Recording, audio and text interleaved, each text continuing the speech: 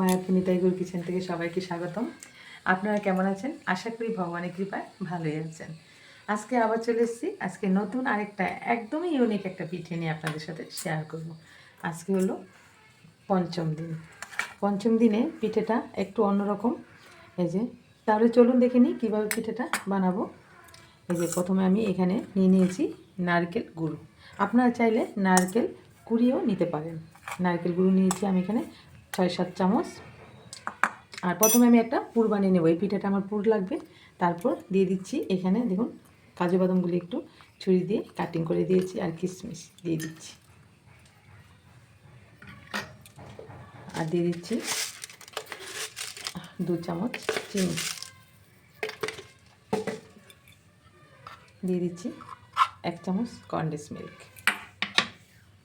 এটার পরিবর্তে আপনারা গুঁড়ো দুধও ব্যবহার করতে পারেন। এবার ভালো করে হাত দিয়ে একটু মেখে নিচ্ছি। দিয়ে দিচ্ছি একটু এলাচ গুঁড়ো, আর দিয়ে দিচ্ছি এখানে অল্প একটু ঘি, একটা সুন্দর ফ্লেভারের জন্য। এবার এর সাথে একটু আমি এই যে লিকুইড দুধ দিয়ে একটু মেখে নিচ্ছি। একদম শুকনো করে আমি এটা মেখে নেব। এই যে, যেহেতু এটা নারকেলের গুঁড়োটা শুকনো, তার জন্য এটা আমি 5-10 মিনিট একটু রেস্টে রেখে দেবো। আর আপনার যদি নারকেল কুড়ানো দিয়ে করুন তাহলে সেটা রাখার দরকার হবে না। এই যে একটু আমি, কারণ একটু শুকনো তো, একটু দুধে একটু ভিজবে, সুন্দর হবে, একটু রেখে দিলাম। এখন আমি একটা পিঠার মানে মেন গোলাটা গুলে নিচ্ছি। তার জন্য এখানে দিয়ে দিচ্ছি 3 চামচ সুজি, আর এখানে দিয়ে দিচ্ছি 2 চামচ ময়দা, আর এখানে দিয়ে দিচ্ছি আমি 5 চামচ চালের গুঁড়ো। চালের গুঁড়োটা আপনারা ঘরে করে নিলে এই পিঠাটা খুবই সুন্দর হয়, আর না হলে আপনারা বাইরের কিনা গুঁড়ো দিয়েও করতে পারেন। এখন আমি এখানে এই যে লিকুইড দুধ দিয়ে দিলাম, দুধ দিয়ে গুলে নিচ্ছি। আর চিনিটাও দিয়ে দিচ্ছি স্বাদ মতো। চিনিটা আমি অল্পই দেবো এই গুলাটার মধ্যে, যেহেতু ভিতরে পুরটা দেবো। 2 চামচ দিলাম। মিষ্টিটা পছন্দ মতো কম বেশি করে নিতে পারেন। এখন আমি হাত দিয়ে ভালোভাবে গুলে নিচ্ছি। দেখুন এই যে আমি নারকেলের পুরটা এই যে মেখে রেখেছিলাম, এই যে দেখেছেন, এই দুধটা একদম স্যুপ করে নিয়েছে।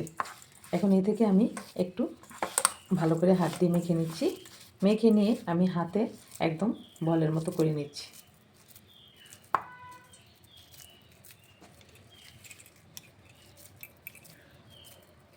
এই যে এখানে আমি রেখে দিচ্ছি।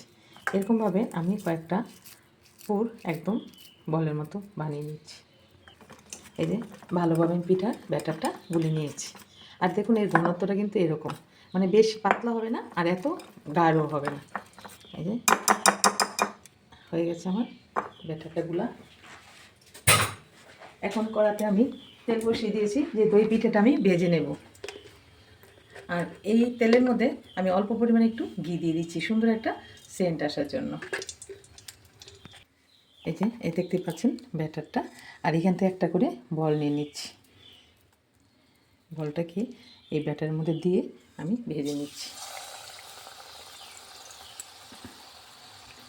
এরকমভাবে আমি 2-3টে দিয়ে দিচ্ছি।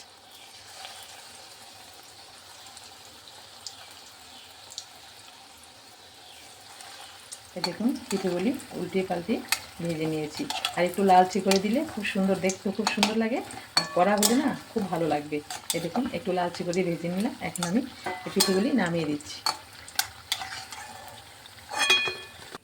এই যে ওগুলি নামিয়ে দিয়ে আমি আরেক খোলা দিয়ে দিচ্ছি। আর এইভাবে আমি প্রতিটা পিঠেই ভেজে নিচ্ছি।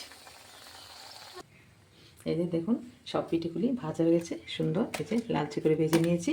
আর এখন এটা আমি দুধে ফেলবো। তার জন্য এখানে দুধ আমি নিয়েছি, দুধটা আমি জাল দিয়ে ভালোভাবে একটু ফুটিয়ে নিয়েছি।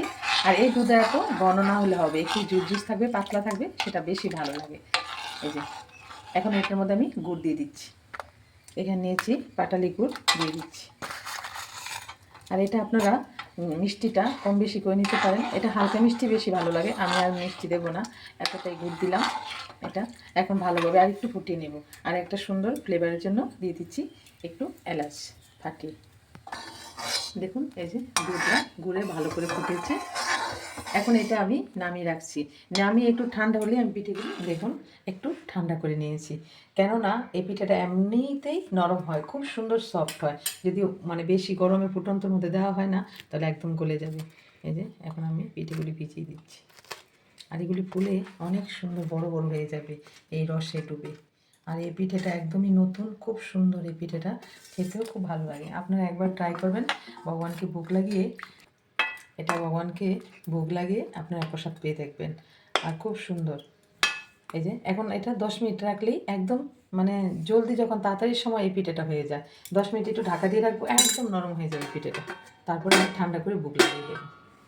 এই যে 10 মিনিট ঢাকা রাখার পর আমি ঢাকনাটা খুলে দিচ্ছি। আর দেখতে পাচ্ছেন তো কত সুন্দর বড় বড় একদম ফুলে গেছে পিঠেটা রসে ডুবে। এই যে এখন আমি ভগবানের ভোগের প্লেটে বেড়ে নিচ্ছি।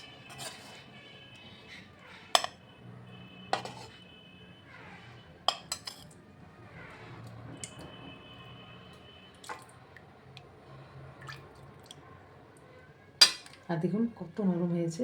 এই যে আর একটু ভিজে থাকলে আরও নরম হয়ে যাবে। তাহলে রেডি হয়ে গেল আজকে নতুন একটা পিঠে। তাহলে আপনারা এরকমভাবে করে ভগবানকে ভোগ লাগাবেন। আর আজকের ভিডিও এখানেই শেষ। সবাই ভালো থাকবেন, সুস্থ থাকবেন। আবার দেখা হচ্ছে পরের ভিডিওতে। হরে কৃষ্ণ।